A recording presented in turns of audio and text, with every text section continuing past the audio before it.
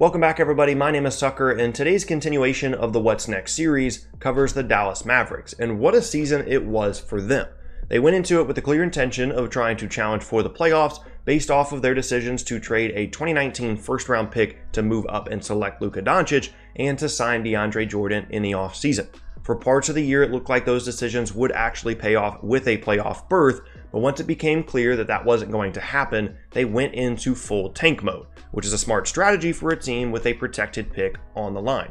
The Mavs finished with a 33-49 record, tied for second worst in the West, but they are clearly committed to head coach Rick Carlisle moving forward, and this could be a huge offseason for them. The big fireworks in the middle of the season came when they made the move to trade for injured Knicks star Kristaps Porzingis, who I will talk about a ton in the free agency section, in exchange for, among other things, Dennis Smith Jr., a 2021 and 23 protected first-round pick, and taking on some salaries for New York. As a result of these two moves, the trade up for Doncic and the trade for Porzingis, the Mavs have added two of the best international prospects to ever join the NBA in less than 12 months, and now they look primed for a big leap in the standings if all goes well. In terms of building blocks moving forward, they of course have Doncic and Porzingis, assuming he gets healthy, and maybe some combination of Tim Hardaway Jr., Justin Jackson, and Dwight Powell, depending on your opinion of each of those players. But it's mostly just the first two guys as the big pieces. Moving on now to the draft, and this is where things get a bit scary for Mavs fans.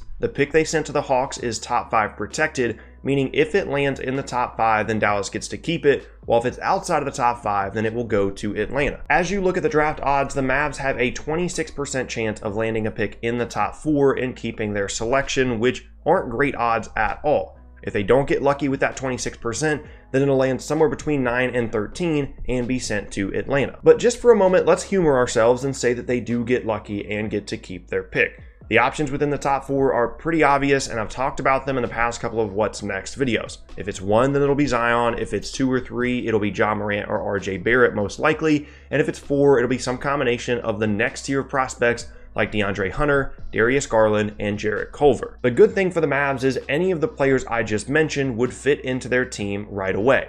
Zion can fit anywhere, Morant gives them playmaking alongside Luka and solves their longtime point guard issue, Barrett is a playmaking wing, Hunter should turn into a great 3-and-D wing, Garland is a solid playmaking point guard, and Culver is a two-way wing with high upside. And the Mavs could use all of those things. There are some relatively minor fit issues with some of the players, like how Morant and Luka would mesh, since Luka has the ball in his hands so much and Morant might struggle to play off the ball, much like Dennis Smith Jr. did, and the same thing for Barrett as a playmaking wing. But alongside Doncic and Porzingis, the Mavs should be open to adding any kind of high potential young talent that they can.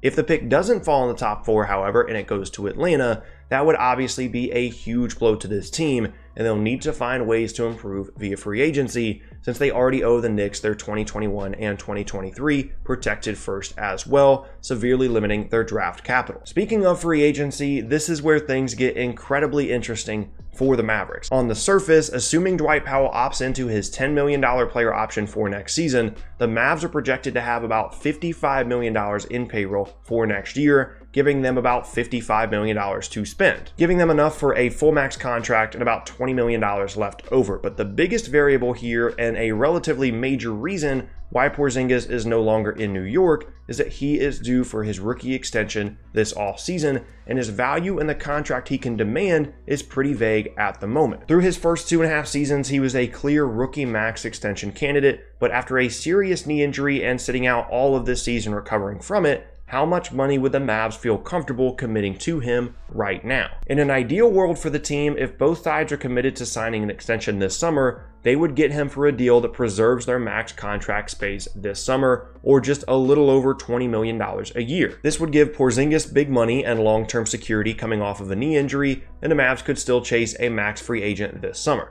The risk for the team is that's still a lot of money to commit to a player coming off of such a serious injury, and there's no guarantee that they'll even be in the running for any of the max contract players on the market.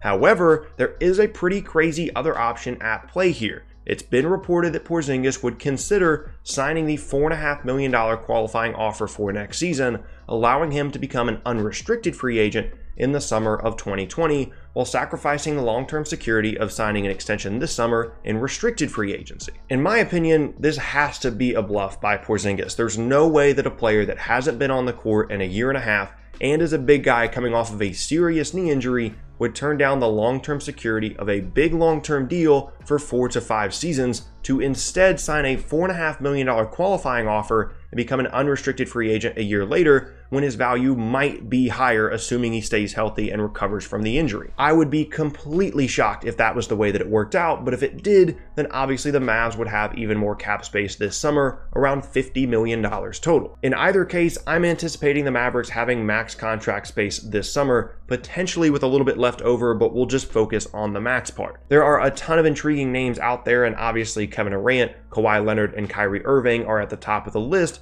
but it doesn't seem likely at all that any of them are interested in coming to Dallas. So that leaves them in the second tier, a place that they have made moves before in the past. A handful of years ago, they almost brought in a younger DeAndre Jordan, and in 2016, they signed Harrison Barnes to a big deal before sending him to Sacramento at the trade deadline this year. And there are some real possibilities in this section for Dallas in free agency. I could see any one of Kemba Walker, Jimmy Butler, DeMarcus Cousins, and Tobias Harris being interested in joining the Mavericks. Walker has been awesome in Charlotte for the last few seasons, and there are conflicting reports about his willingness to stay and continue to just fight for the 8th spot in the East year after year. His game would seemingly mesh extremely well with Luka's, with his on and off ball abilities and high level scoring being a perfect fit. Butler, on the other hand, represents a bit more risk than Walker given his history of chemistry issues, and his fit isn't ideal as Walker's either.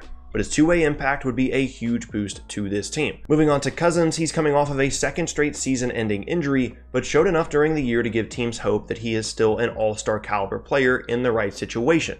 There have been some rumblings that he would consider returning to Golden State for another injury redemption tour, but I'd imagine he's ready for a long-term deal at this point, and the Mavs could be a nice landing spot for him to ease back into an all-star caliber role alongside Luka and Porzingis. And last up is Harris, a potential Barnes-like fringe max free agent that would fit exactly what the Mavs want to do. There's no guarantee that any of the true max players would be interested in what Dallas has to offer, but if they threw the full max at Harris, that along with the opportunities and responsibilities that situation provides might be enough to persuade him to sign. Beyond that, there are a ton of different combinations of middle tier free agents that the team could sign with their cap space to put more complementary talents around their two international stars rather than more star power if they so choose. But in the end, the Dallas Mavericks are on the short list of teams that have a gigantic scale upon which their roster could end up in a year or two.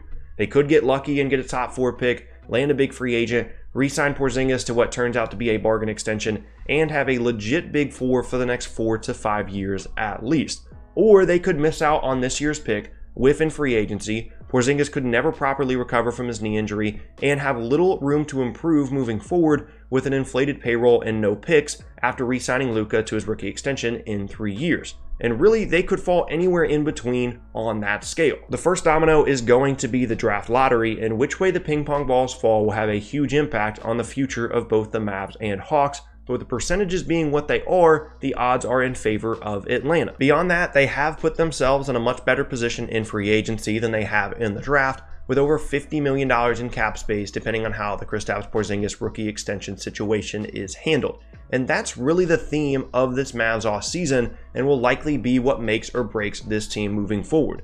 Risk. Even as great as Luka was as a rookie and how sure most people were of him going into the draft, it was a risk to spend 2 first-round picks to move up to get him, and that move is starting to seem like it might have worked out more and more in Atlanta's favor, given Trae Young's play to finish his rookie season and the odds that it gets Atlanta a second lottery pick in this draft. The shrewd move to trade for Porzingis also seemed like a stroke of genius at the time, but the more you dig into it, the more you realize that the Knicks might come out on top in that one as well if their free agency dreams come true. But I guess without risk, there is no reward, and the reward for Dallas in the future could be huge if everything falls their way. Outside of the bigger market teams and the already established powerhouses, Dallas, in just 12 months, has turned themselves into a huge potential threat to be championship contenders very, very soon. A combination of Walker or Butler or Harris or Cousins with the hopeful growth of Doncic and Porzingis and a top 4 pick in the draft would be an immensely talented one, once again assuming everything goes right. And those kinds of caveats that I keep saying throughout this video are the biggest drawback to this entire strategy. This has to be an exciting time to be a Mavs fan with two great young players and salary cap space and potentially another great young player on the way. But for those of you like myself that are a bit more pessimistic and perhaps realistic, it also has to be a pretty anxious time to be a Mavericks fan as well. And that is going to be the end of today's video, and I thank you all very much for watching. Once again, my name is Tucker. If you missed any of my previous videos, then be sure to check out the boxes on screen. Thanks again, and I'll see you all next time.